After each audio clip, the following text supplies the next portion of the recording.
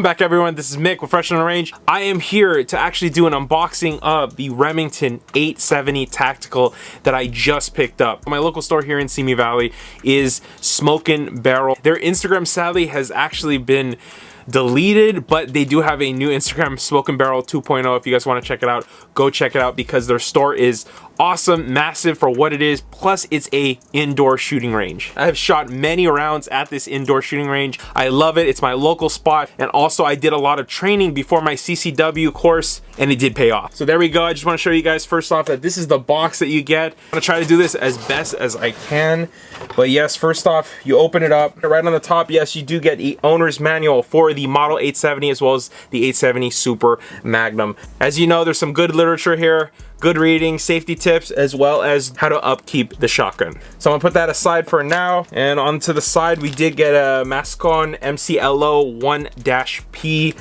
gun lock with key. Very nice. Again, I have seen other people get different things, different types of locks, so that's pretty cool that it came with one for the money you're buying. Thank you. Now we get into the shotgun itself.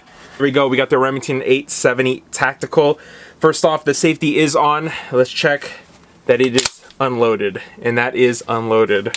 Very nice. I am super excited to take this one out on the range, so I'm hoping to get a video out by tomorrow. That's the quickest because I am pumped about this. No pun intended. I am very pumped about getting this shotgun. I already got some upgrades coming. I can't wait to fire this stock. As you can see, I stocked up a little bit of a few things, some home defense stuff as well as some birdshot. Sometimes you want to feel the heavy hitter. I did get the 12 gauge double X 1450 velocity. Can't wait to feel the kick. That's pretty much it for the unboxing. I can't wait to get to the range, and you gotta love that sound.